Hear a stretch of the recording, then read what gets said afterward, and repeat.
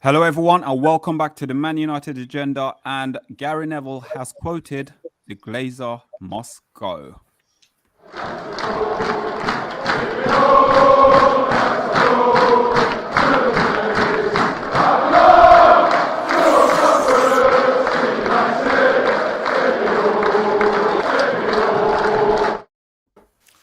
Hello, everyone, and welcome to the Man United Agenda.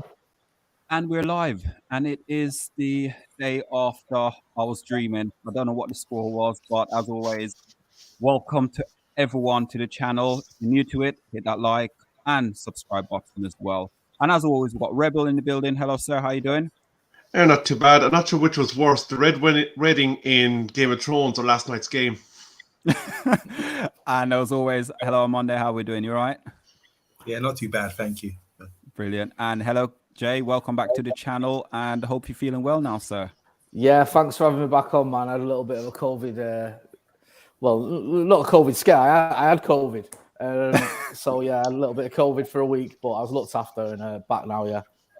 Excellent, excellent. You were back after that illness, but then Man United made you feel even more sicker yesterday, didn't they? Nicely done. Very professional. Hey. Yeah, listen, I kind of feel a little bit detached from it all, if I'm being honest. It's weird. You know, I hate losing to Liverpool as much as anyone. But I went into that game thinking we were going to lose. I thought this is going to be, could be horrible. And it was just what I expected. You know, I said, I think on the preview, I said, the last thing we can let them do is get an early goal. Because they'll have had nerves. They know they need a win. Do you know what I mean? If we could have just kept some sort of, you know, shut up shop for a bit, let the crowd get a bit anxious, and maybe hit them on the break, we've got a chance. But we didn't. We did exactly what I thought we would and what I didn't want us to do. Conceded an early goal. I don't know why he put Phil Jones in now, I'll be honest. I'm not blaming him for the goal, but it's just a tactic that didn't work at all. Giving him his second game in 2 years at Anfield, I don't get that one. But yeah, they got an early goal, settled their nerves. They were all over us. And in the end, 4-0, I almost feel relieved. And I never thought I'd imagine sitting here on your channel talking about being relieved. We've just been battered 4-0 off the Scousers. But I almost do, because it could have been 7 or 8. It really could have. You know, they seem to sort of stay in third gear or second gear for much of the game. And that is the worst thing for me as from that performance from United. I've now seen City twice and Liverpool twice this season beat us without really trying. I'll be honest. I don't think the 5-0 at Old Trafford, they were at the very top. I think we just gave them goal after goal after goal. It was relatively easy. The City game, the 2-0 at Old Trafford and the 4-1 at the Etihad. Again, you know, other than the goal from Jadon Sancho, we weren't really in it. And then this one as well, Anfield, we're just getting turned over. It's embarrassing. You know, the only one who can walk away from Anfield with his head held high is Hannibal Medjugorje. He came on and in 5 minutes, okay, yeah, you know, he lost the ball for their goal, but I don't think it was a particularly kind pass. But at least he looked like he was up for it. At least he was trying to get involved. You know, okay, clattering into people's not the way to win a football match, but it restored a little bit of pride. It gave me something to cheer about, because there was nothing else to shout about at all. Everyone else just almost gave up. So yeah, it was a bad day at the office. And to be honest with you, I just want the season to end. I've had enough. I think, you know, I know there's still a top 4 place to go for, but you look at our performances against Everton, performances against Norwich, I know we won, and our performances against Liverpool, we're not playing well at all. The front three, other than Ronaldo, the other attackers have completely forgotten how to score or influence games. I think they've got no goals or assists between any of them in the last sort of, I thought it's 1 or 1. You know, I can't remember the stats. It's something like no goals between Bruno, Sancho, Rashford, and Ilanga in quite a lot of games anyway. So yeah, it's just painful, and the sooner Erik ten Hag can get here, and the sooner we can forget about this awful season, the better. Yeah, and also quick one, Jay. We did obviously the reaction show yesterday, and it was just full of Scousers, and we had to sit in the seat and actually take a lot of BS from them. But we you know, we couldn't even stand our ground on the channel. That's how bad it was. We just sat there and allowed them to come and take over the agenda, to be honest with you. Quickly, we're just going to show you the lineup yesterday, and I know you're saying about putting. Let me just remove this. I know you're saying about putting Phil Jones sort of against Liverpool after 2 games in sort of 2 years. But the lineup, when you saw the lineup, what did you actually make of it, though? I was a little bit surprised. I thought that putting Jones in and going to the back three wasn't something I'd have done personally. I get it. We're short in midfield because we're lacking a Fred. I think Fred's a big miss. I never thought I'd say that either. Oh, thank you, guys. I appreciate it. But honestly, this is a season of just statements I never thought I'd say.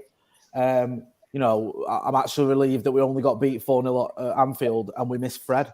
There's a combination, but it was true. We needed someone like him to sort of get about the midfield because Pogba obviously went off after 5 minutes. Matic, you know, he's a decent player, but he's getting on a bit. And against that midfield, there's always so much he could do. So I thought that the midfield of Matic, Pogba, and Bruno as well was, you know, it was a bit of an ask. I just felt like is that going to work? And then with the three of Lindelof, Jones, and Maguire, and it's not just a case of, you know, can these is three at the back going to work? Is that or back five? Let's have it. It's back five really, isn't it? Because Wan-Bissaka and Delors were pretty much fullbacks. But is that going to work? But, you know, can these play together? They've never played together really in a back three. Jones, Maguire, and Lindelof. And this is the game that you're going to try this experiment. No, like that is just it was a bit of a madness for me. And it didn't work because Jones ended up coming off, I think, at half time for Jadon Sancho. And I'm not even blaming Phil Jones. I think it was a bit of a hiding to nothing. It reminded me, you know, Matty O'Darmian. Remember Matty O'Darmian didn't play for about 6 months. And he played him against City, didn't he? When City won the league. He played him at Old Trafford against City. And he had a bit of a shocker. And everyone's going mad like, oh, Darmian, he's not good enough. And I thought, what do you expect, man? He's not played for 6 months and then you're bringing him in against the one of the best teams in the world. And you're wondering why he's not doing well. And it was the same with Jones yesterday. You know, I didn't expect him to do well. I just didn't. I just thought you can't expect a player to come in at Anfield who's played once in 2 years, playing in a back three which he's not used to, and just be able to keep the likes of Salah and Diaz and Mane quiet. And, you know, he wasn't helped by his teammates as well, because I thought collectively that's as bad as United have been probably all season. I thought everyone was just pretty awful. The only one I thought was okay-ish was Sancho. I thought he was at least running at defenders, trying to make things happen. And that Medjbury's little cameo, obviously, it was one for the fans. It wasn't like he changed the game. It was just something as a fan you like to see, you know, kicking Jordan Henderson and Naby Keita. Anything to kick Jordan. So quick one on Monday. Guys, there's 32 in the chat. Please hit that like. And if you're new to the channel, hit the subscribe button as well. We're on the road to 1.5k subscribers. We're very close to the 1.5k subscribers. On Monday, would you mind just going through some of the comments, please? 36 in the chat. Yeah, just want to say hi to Marcus Hudson. He's saying hi, welcome to the channel. Seen you before. Obviously, Pat Lawless, regular with us. Yeah, he was on the receiving end last night from the Scouse abuse or smugness. He's saying hi to everyone, and Jay as well. Matthew Bassett's in the house. Box is in the house. Patrick, Mr. B. Patrick he predicted 6-0, and he was saying he wants some money, maybe. I don't know, but it's bad. 21 in the chat, guys. Let's get some more likes in there. I want to say hi to Kay Slater as well. Big up Kay Slater, always from America. We need to be slapped for reality to set in for every board member, player, and those fans who still have hope. Hope won't improve the club. Yeah, you know, there's that joke about you live by the hope code or the wish code, and I wish a brother would. You know, that's something. Yeah, the hope thing don't work. All wishing, it's bad. The tactics were inept, says Patrick. Rashford buried. If Rashford buried the chances, we would have won 4-5-4. Says Box. Whatever you take in Box, I want some.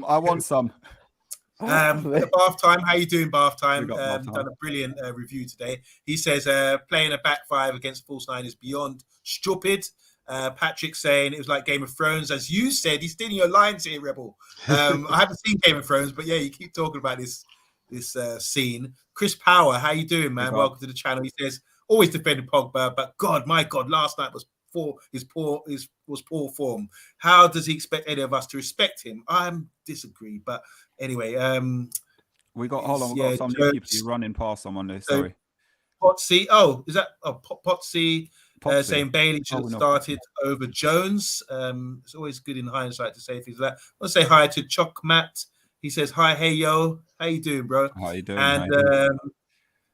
And here we go. A bit of reporting here by Bath Time. It says, seeing more rumors on Twitter. Pogba signed his contract, hence why Bruno got the pay hike, and comments about how ridiculous it is from the squad. Anyway, that's enough from me. Thanks, guys. Newbie as well. Oh, Elias, he's been here before. Oh, Glazers had poured 1.2 billion in transfers since St. Alex. Saint Alex. I'm calling him Saint Alex. Saint Alex. Oh, come on. It's Saint Alex Day. Saint Yeah, Alex Day. Okay, guys, if you are 26 in the chat, new to the channel, hit that subscribe and like button. So going now on reflection of that game, Gary Neville quoted yesterday, the Glazers must go after Man United lost that 4-1 thrashing. Now, I'm going to come to Jay, and I'm going to ask Jay this question. It seems like Gary Neville is very outspoken lately, isn't he? Regarding the Glazers, about the business. He went head-to-head with Graham Souness yesterday. Graham Souness backed the Glazers about this spending, how much they spent, but Gary Neville weren't having any of it at all. You could see Gary Neville almost lost it yesterday with Graham Souness. Yeah, I missed that little exchange, but I saw the quotes from it. I mean, you know, Gary Neville's right. Well, you know, we've been saying this for 17 years. The thing with the Glazers is, right, Graham Souness is getting it twisted because he said, I think if I'm right, and forgive me if I'm getting it wrong, he said the Glazers have put in or spent £1 billion or whatever, right? Now, the part of the problem with the Glazers is there's two sort of issues with them. There's one is the payments that they take out of the club and the debt, or it's three issues, sorry. The debts they put us in. They put us in £700 million debt when they took over because they didn't have any money to spend on buying the club, so they leveraged it against the asset of the club itself. So we went from not being in really any debt to being in £700 million of debt. I think as it stands, we're in £480 million debt, but we're about to add another £200 million of debt onto that to redo the stadium anyway. So we're pretty much going to be in the same amount of debt we were in when they took over. So they haven't got rid of any of it because of these payment in kind loans and all the rest of it. Then there's the more important issue of the fact the way they've wasted money. Because they've had a say in transfers, they've had a say in the manager, they've had a say in this, they've stuck the nose in, they've let Ed Woodward be in charge, who's a banker. He's not a footballing person, he's an investment banker. He knows about as much about football as I know about investment banking, and that's nothing, right? Yeah, he came in and he was allowed to make decisions because he brokered the deal to get the Glazers, the club. So they let him have overseeing the football side of things. So you wasted £1 billion. You wasted all this money on signings that didn't work out, on getting signings in for a manager, and then the manager getting sacked or not being back in the next window, then getting sacked. A new manager coming in and getting rid of the manager's signings from previous tenures, and then we have to go again in this vicious circle. So even mega successful managers like Louis van Gaal, who'd won a lot, like Jose Mourinho, who'd won a lot, they had a little bit of success, FA Cup, a couple of wins, a couple of trophies, under Jose. Then when things start going south, we sack him. A new manager comes in. He's got his own ideas, his own players. So the signings that Louis van Gaal made, Jose starts getting rid of him. The Schneiderlins, the Schweinsteigers, they all go. When Jose gets sacked, Oli gets rid of Sanchez, Lukaku gets marginalised and then sold. And you go through it again. And it's going to be the same again. The new manager's going to come in and he's going to go, right, the signings that Oli made, it might be Maguire, it might be Wan-Bissaka, it might be whoever. He's going to go, right, I'm going to get rid of these and I'm going to bring in my own people. So you're going through this cycle. And the reason you're going through it is because you haven't got a structure in place. And that's on the Glazers. You know, Manchester City have got a structure. Siggy Bergistan works with Pep Guardiola. Manchester City, they wanted Pep Guardiola. He's at Bayern Munich. Did they panic? No. They get Pellegrini in short term. They wait till they can get Pep Guardiola. And whilst they're waiting for him, they buy players that are going to fit Pep Guardiola. Raheem Sterling, Kevin De Bruyne. When Pep Guardiola's finished at Bayern Munich, there's already a deal in place. He comes straight to Manchester City. You look at Liverpool. Liverpool was scouting Mo Salah before Klopp even got there. But, you know, Klopp didn't even want him. They got him anyway. Liverpool wanted Virgil van Dijk. When they didn't get him in one window, they didn't panic. They waited and got him in the next window. There's a structure in place. And it works for the managers and it works for those clubs. And what's happened under Glazer? You've got no structure. You're wasting all this money. You're still in a load of debt. And then the kicker is, whilst we've had COVID, we've had no crowds in the ground. We've made, you know, less money than we've ever made. The deal with Adidas, it's reliant on us being in Europe, being in the Champions League. So when you're not in that, you lose money as well. They've still took their dividends. They haven't said, oh, okay, we've made less money, so we're not going to keep taking money out of the club. They've carried on taking money out of the club. So this idea that the Glazers have put any of their own money in is a falsehood. They haven't. The fact that they've been, you know, they've not mismanaged the club is just wrong because they have. Because we've wasted money, because we haven't had a proper structure in place. And there's also the added thing of we're still in this debt. Like, this debt hasn't gone away. So for them to sell the club, someone's got to take all this debt. Someone's got to have, you know, £700 million worth of debt just before they can even buy Man United, and that makes it even more difficult to sell. So it's you know, it's just difficult to say or to see how the Glazers have been anything other than a disaster for Manchester United, because that's all they've been. They've just been a club owners that have just absolutely wrecked this football club. And the only reason we got away with it for so long, and I'll end on this one, that was because of Sir Alex Ferguson. Because Sir Alex Ferguson, when the Glazers came in, we still had him. We still had a quite a good, strong team and squad. He was able to sort of still get us success despite the Glazers. Because let's not forget, under the Glazers, we sold Ronaldo, let Tevez go, and brought in Gabriel Obertan, Antonio Valencia, and Michael Owen in that transfer window. And we've never really recovered from that, to be honest with you. We've never done that. So it's that just, sounds like a joke. It's just ridiculous. Oh, thank you, Jay. Rebel?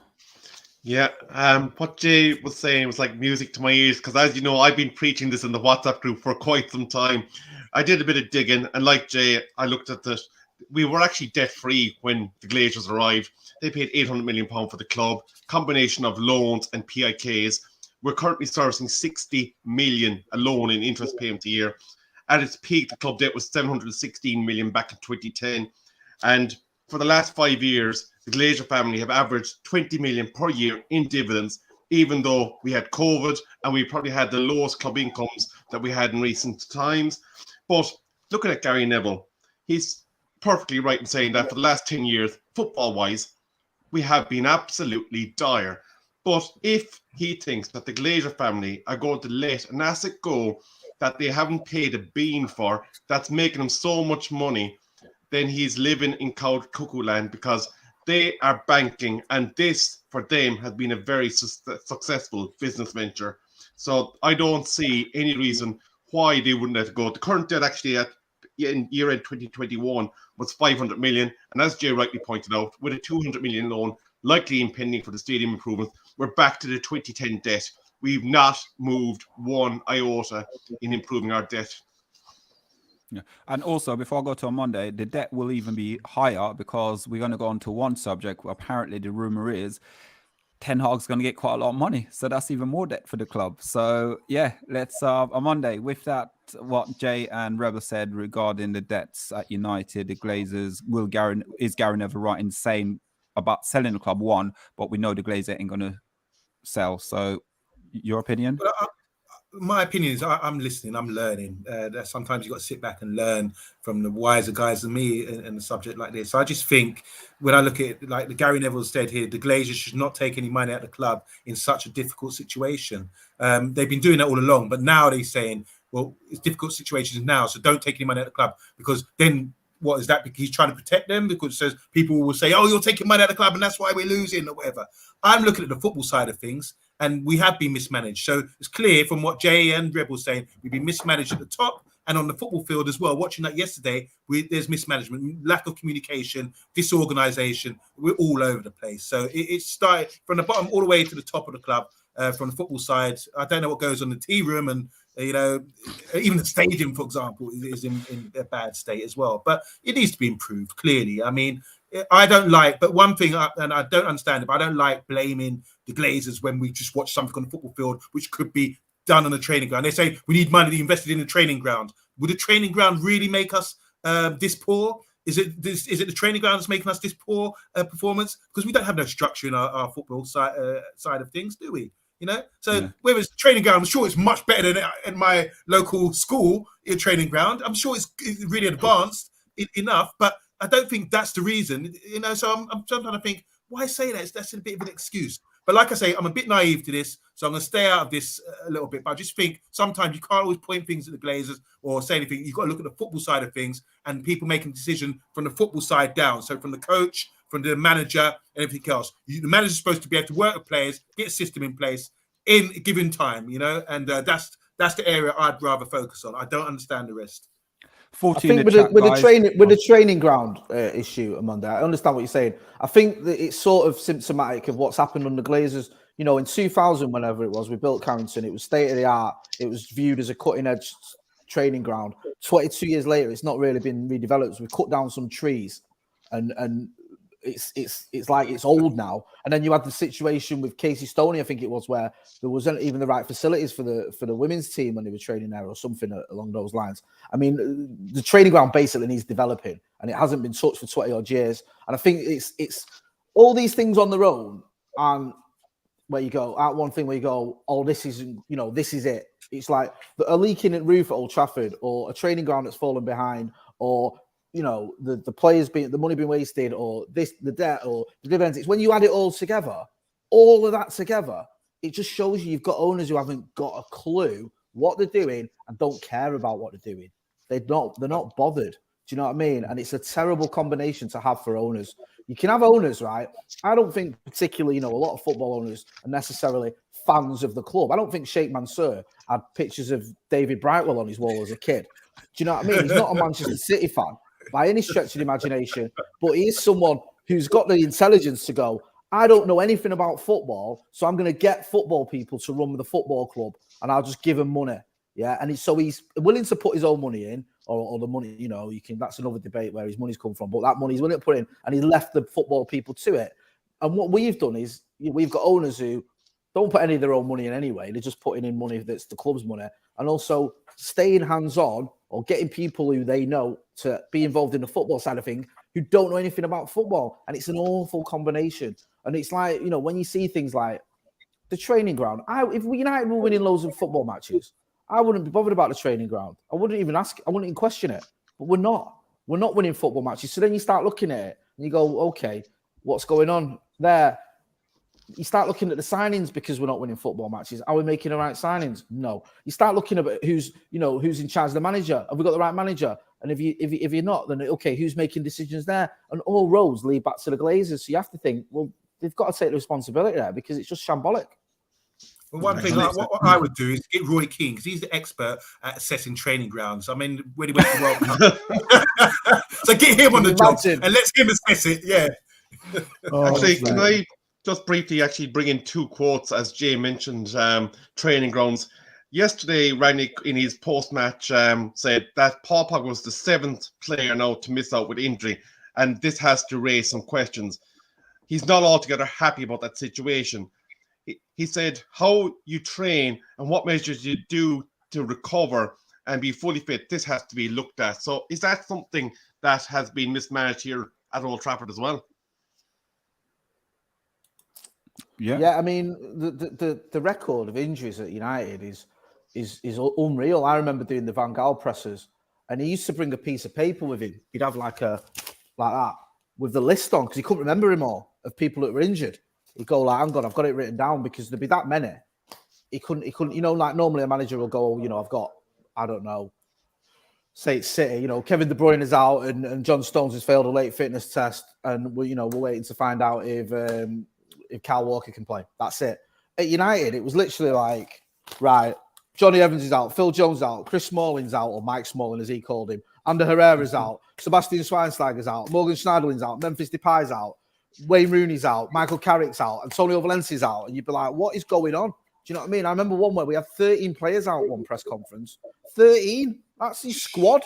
Do you know what I mean? Like, what is going on there? And you have to look at it and go, there's got to be something going on there, like whether it's the facilities, the way the training, what is going on? Because I don't believe that all of a sudden we keep buying players, or we keep having players that are unfit. There might be an element of that a little bit, but our injury record over the last sort of 7 or 8 years in particular has been awful.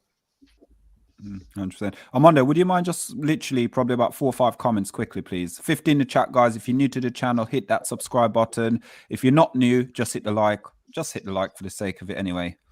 So I know I'm missing people. I'm just going to go through quickly. Barthman saying these debts are perfectly serviceable for a business. It's frustrating, but it's perfectly normal for a business. I want to say hi again to Potsy. He said the Glazers do spend money, but they only buy players that the managers don't want. Harry O'Donnell, how you doing, man? He says, as long as the Glazers stay out of the way, despite the debts and the dividends, we haven't been financially handicapped. We still got the highest wage in the league. Bit balanced there. And I'm going to go to Vincent finally. He says, you could offer them 10 billion tomorrow now. They won't take it because they love what they're doing to us. Okay, so that's okay. Thank you, guys. Thank you. So we're going to move on to the next subject now. And this one is, sorry, Joe, I'm picking on you tonight, to be fair. You ain't been here for so long, so we might as well, you know. You got the wooden spoon today. Monday sat there and he put his thumb on my head and said, you better let give Jay all the questions today, yeah? Because he's bigger than me, okay. So that's why I have to, you know, take it. Bigger than everyone on Monday. So the next one, Jay, I'm going to roll them both into one. So this is about Ralph Rangnick with the size of the rebuild. He's saying there's probably about 6 to 10 players we probably need to bring in this summer. So that's the first part. And then the second part, we were talking about Ten Hag, roughly, apparently it is rumored 200 million plus the 200 million that we're going to spend on the ground. So that's 400 million extra now. So that's what, 900 million in debt. So it's just getting better, Jay. Just getting better. So we'll move on to the first one here, Jay. And rebuild. Can you actually see us bringing in at least 6 to 10 players in this transfer window? I know we're losing about 7 players through contract. Not really, no. I think the trouble you've got with the rebuild that we need is like, yeah, you know, you look at it, you go 200 million quid. Wow, that's amazing. Like, that's loads of money. But then you think, as soon as Manchester United are in for any player, that player is going to be worth, you know, you can add on at least 20 million to their price tag. Even the so-called bargain that we got with Dan James, I remember everyone going on about what a bargain Dan James was.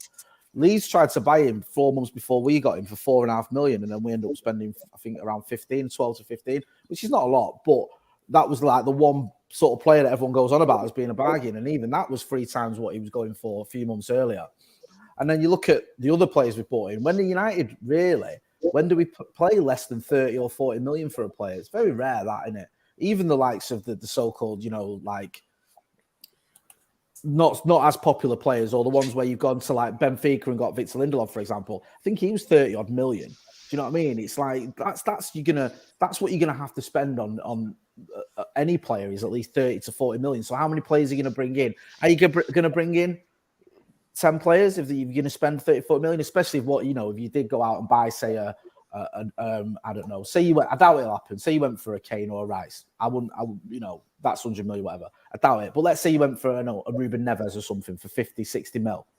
Then that's, over a quarter of your transfer budget already. So I think we have to be realistic. I think we're probably, I don't know, but I'd guess we're bringing about 4 or 5 players in this window. It's going to take a few windows, if not probably at least 4 or 5, to get us challenging for titles again. I think you have to do it slightly gradual as well. I don't think you can just get rid of 10 players and bring in 10 players and that's it. It's all sorted in one window. I think you'd have to do, say, 4 in one window, maybe 2 in January or 1 in January. The next summer, 3 or 4 more, and then do it like that. A little bit like Jurgen Klopp did when he took over Liverpool. And I keep referring to Liverpool and City, but they are successful. And, yes, City have had these owners that have poured money in, and I get that. But also look at the structure and what they've done. It makes sense. And Liverpool, when Jurgen Klopp came in, I think that first team that he had, I think there was only Roberto Firmino he kept, really.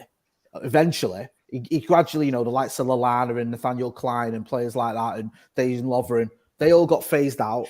And then he brought in his own people. He brought in, you just bit by bit, you'd bring in Andy Robertson or, Jordan Henderson was there as well. Sorry, Jordan Henderson and Firmino. You bring in a Mo Salah, you bring in a Sadio Mane, you start bringing in these players. Then he got to the place where they wanted, they needed a new keeper. They brought in Alisson. That was almost like the final piece, wasn't it? Because he had all the rest of the team there, and he built on it that. But it took a little while. And also, the big help they got was they managed to get 145 million quid for Felipe Coutinho, which was a bit of a bargain. Or Arsenal have just scored, by the way. Oh, it's a terrible goal as well from a Chelsea point of view. Awful goal. But yeah, so it's going to take a little while. It's going to be gradual. Yeah. Jay, quick one. Bath Time with Vaughan is asking a question. Do you think they will sell De Gea? Ten Hag will replace De Gea? I don't know. Someone was saying this the other day, don't they, the way he likes to play football. He likes a goalkeeper that plays out from the back a bit more than De Gea does. I've not seen a lot of Ajax, so I don't know. I know that De Gea is great at shot stopping, but commanding his area and his distribution isn't great. So it actually wouldn't surprise me if he did. But I'd just be guessing, to be honest with you. I don't know. I think if I had to guess, I think he might stick with him because of the money that De Gea's on. I don't know if he's going anywhere. And I think there might be other areas that he looks at and go, that's a priority. I know Rangnick was saying that other than the goalkeeper, we need to improve everywhere. So he might be in his ear saying, listen, as a consultant, your goalkeeper's all right, but you need other places. But I think if it wasn't such a massive overhaul, maybe the goalkeeper would be part of it. But I think that when you've got to sort of change so many things, I don't know if he'll look at De Gea as a priority. He might do, but I'm not so sure. This is a conversation I had with Mr. B today. I was saying to him about the probably 6 to 10 players. And I did say probably 5 of them could be academy players and actually bringing in 5 players extra into the club. On Monday, we're going to go to you next regarding this. Or should we go to Rebel? We'll go to you on Monday next. Then we've gone. I'll be really quick. I think we do need to sort of bring in new players and flush out all the old players who haven't really represented. They've had plenty of opportunity to represent, and they haven't really stepped up. So I think what's his name, Eric, has been there a while now. He can assess who's good, who's bad, and who deserves to stay. And that's what we're seeing right now. I think he does need to incorporate a lot of youngsters, bring some youngsters through. But I think we have a good side. You need to have some balance. You can't be overbalanced with too many foreigners, for example. I think you need that English core or British core players. If you look at Liverpool, they've got Robbo, left back. They've got Trent, Milner, Hendo, Elliott. They've got a core of British boys, that does give you some sort of advantage. The same as City, they only got Foden, Grealish, and Stones, for example, but it's still there. There's still that core of players there, and I think you do need to keep that. And I'm not calling out Maguire. I'm disappointed with him at the moment, but we've got Maguire, McTominay, a few boys come through the ranks, Rashford as well. They might stay. So I just think the balance is the most important thing, and just take your time and pick the right signings that fit the philosophy of the club. Maybe some Dutch players as well, Van de Beek to come back in. Maybe I'd like to see him get an opportunity because he spent that good money. I think there's a good player there. So yeah, just the balance. That's the main thing for me. Yeah. Rebel. Yeah, I just wanted to give a quote that was done with an interview that Rangnick did with Sky Sports yesterday. He said, if you look at the size of the way the team needs to be rebuilt, I mean, it's not enough to bring in 3 or 4 new players. It will be more, bearing in mind how many players will no longer be here with their contracts running out. So already we know Pogba's gone, Matic is gone, Mata is gone, Grant is gone, Cavani's gone, and Lingard is gone. And then there's a noose hanging over Wan-Bissaka, Bailly, Jones, Telles, and Martial. So looking at that is quite a substantive volume of players that could potentially be heading towards the exit door. Now, the caveat is there's a substantive amount of wage bill that will not be utilised that you could say will also factor part of that transfer budget. But at 200 million, if you're saying 8 players, that's an average of 25 million per player. You wouldn't get Salah's left leg for 25 million. So in the market, let's be fair, it's going to have to be a combination of getting a few players in the 30 to 40 million pound range and bringing up, as Jay would have said, and Mr. B and Earl, 5 to 6 of the under 23 squad. So you're going to be looking at the likes of our friend at Nottingham Forest. You're going to be looking at the likes of Hannibal coming up next year. You're going to be looking at maybe Fernandez, the left back, stepping up into a role, Laird, and a few others. So for me, if you bring in that many players, look at what Aston Villa went through at the start of the season. They brought in a large volume of players, and it took them forever to settle. So what is going to be needed to happen under Ten Hag, because he's no longer going to be dealing with his current first team squad scouts because they've left, as it was announced today. We're going to need to act faster than we've ever done in the summer transfer window and get all these players, including the ones that are going to be brought up from the youth team, into the first training session and working together to play the system that Ten Hag wants to play. So can Manchester United get organised that fast? That is the main question. Yeah. For me, I'm looking at it with the 200 million pound they're looking to spend. I was obviously having a conversation to with Mr. B, and as I said earlier, I honestly believe that's the way the club's going to run, with bringing through academy players. With probably, I know talk always talks about basically bringing a marquee signing. I honestly can't see that's happening at the moment. I think United will be looking at the wage structure. I know Bath Time asked Jay regarding De Gea, will De Gea be sold? I don't think De Gea is the problem at Manchester United at the moment. I think he probably, in the long term, he'll be gone. But in the short term, he'll be at Manchester United at the moment because there's bigger problems at Manchester United rather than De Gea. Armando, would you mind going through quickly a few of these comments, please? It was really funny. Everyone's discussing about the youth players coming through, and Box has gone and said, "Fish could be a great catch." I like that. Don't be cutting us now, Monday. Don't be cutting us. So, got a few. Delano Francis House. 6 to 10 players coming in. Not happening. Hope for at least 4 this season. Paddy's saying you won't get 10, no way. Bath Time saying there's no way we're spending 200 million in one summer. There's a question here for Jay. He's asking, everyone's asking for that World Cup trophy to your behind you. Oh yeah, I'm in the office. There's a replica World Cup thing here. Yeah. Okay. So, you can insert your own joke about the closest we'll get to any silverware. Bath Time saying we get 4 first team players at most. Yeah, that seems about right to me. And so 8 to 10. Here's a good one. Harry O'Donnell saying 8 to 10 will include the academy promotions as well. Yeah, so we're all on the same page, I think, here. Yeah. But guys, listen, from us, thank you all for your comments. If you're new to the channel, please hit that like, share, and subscribe button as well. And we're going to ask Jay, where is Jay going to be? And guys, make sure after this show, you go tune into Paddock. Jay will be on there. So yeah, we're doing, go there. Once you guys have finished, we'll be doing a live show from about 9:30 on, well, from 9:30 on Stretford Paddock. If you're about to check that out, but make sure you are subscribing to the United Agenda. If you've joined me from Stretford Paddock, I always put a little community post on there. I always like to come on this channel. I've not been on it for a little while because I've not been well, but we're back on it more often, and it's always a good laugh. Well, we even after a 4-0 loss to Liverpool, we still managed to have a chuckle. It says it all, really, doesn't it? If we can laugh after that, then that says it all. So yeah, make sure you are checking these guys out because they're doing a lot of good stuff. And well done as well on your, what is it, 1,500 now subscribers? Seen very close to it. A lot, man. Yeah, well done. Fully deserved. Deserves more. Well done. Thank you. And thanks, as always, Jay, I appreciate all the support as well. Yeah, not at all, man. You're one of the agenda, but we don't have any agenda on the channel. It is what it is. But guys, thanks to every single person who's made time to come and watch us tonight. We really appreciate it. Also, just a few bits for you guys as well. We'll be back tomorrow night. On Monday, we'll be back tomorrow night hosting, and I'm taking a night off. I'm studying. But guys, if you would like to come onto the watch along, if you're a member, we get you on at half time to come on to give you analysis at half time. And also, you get to go on a brilliant show with Mr. B and TalkMU on a Friday night to talk all things Manchester United. You don't even have to be a United fan; you can be a Liverpool fan. But how is it, Mr. B? Is he all right? Oh well, you know the twins are well. You're here and he's disappeared. I don't know what's going on. I tried to do it the nice way. Mr. B is actually sitting with Errol, but you can't see him. You hadn't even. Good, yeah. You're right.